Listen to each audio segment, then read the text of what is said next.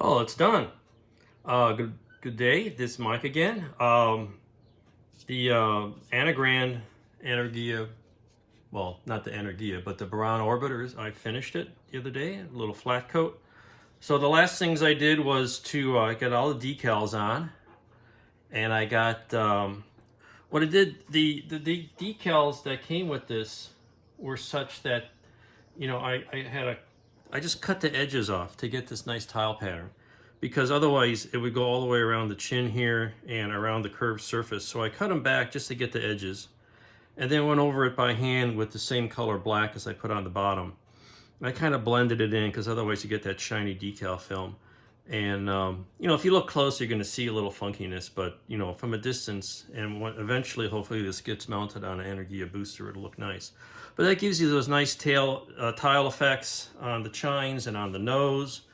The overhead windows I just left as is. I might be able to clean that up a bit. The homemade decals were used on the cabin windows.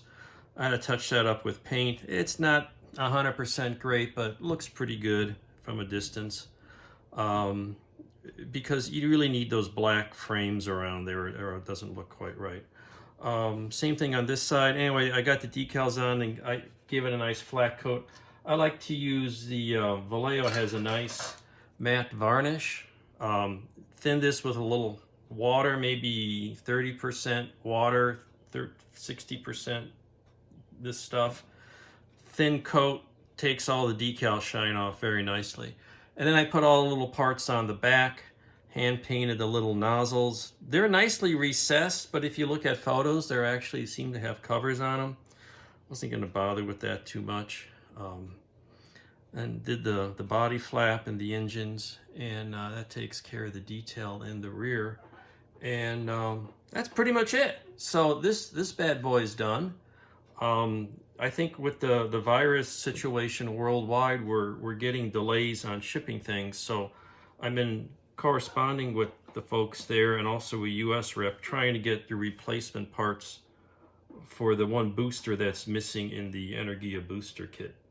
So with that, we're going to move on to the next project, which is going to be this bad boy, the Rho Models ancient kit from the 90s of the his Buran, and it's one-piece resin, a lot of pinholes,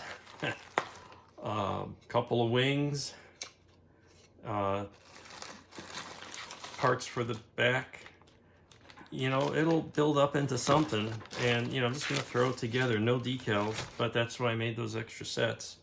So this is going to be just solid with the windows there. So we'll see what this turns into. It's gonna be a rough build, but what the heck. And then we'll finally get into the ARC kit, the injection molded one, which I'll probably do with the payload bay open and everything else. So that's where we are. Hope you're enjoying the videos. Someone asked to maybe have a separate session on making your own decals, so I might do that on the side here in a couple days. So enjoy your hobby and stay healthy out there. Thanks.